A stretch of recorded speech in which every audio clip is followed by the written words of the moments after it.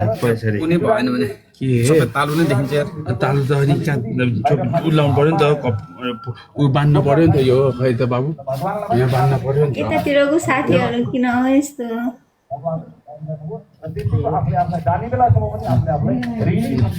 त्यो धनु हाय सबैजनालाई नमस्ते।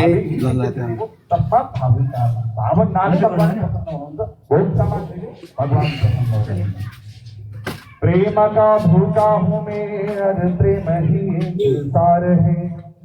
डबल ट्याप गर्नु उहाँलाई चाहिँ बिल्कुल साउथको फिल्मको एक्टर जस्तो देखिसक्नु भएको छ हाम्रो कृष्ण दाइज्यू होइन। तपाईँको रोल के दाइ आज?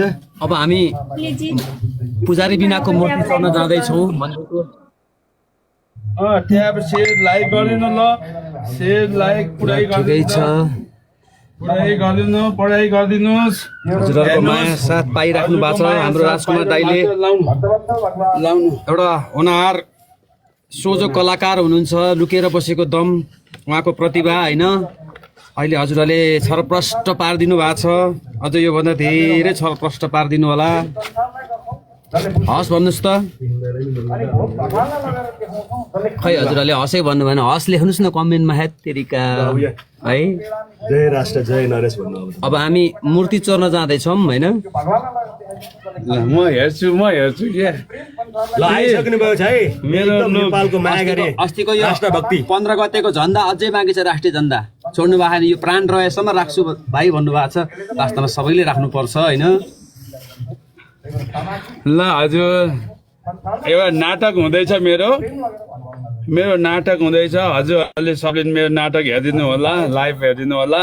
यो लाइभ हुन्छ होइन हुन्छ हुन्छ भाइ पक्कै पनि लाइभ हुन्छ, लाइभ पनि हुन्छ, अफलाइन रेकर्ड पनि गरिनेछ है। म गरिदिन्छु आज अफलाइन रेकर्ड। अनि नानी मेरो के आयो मुना नेपाल।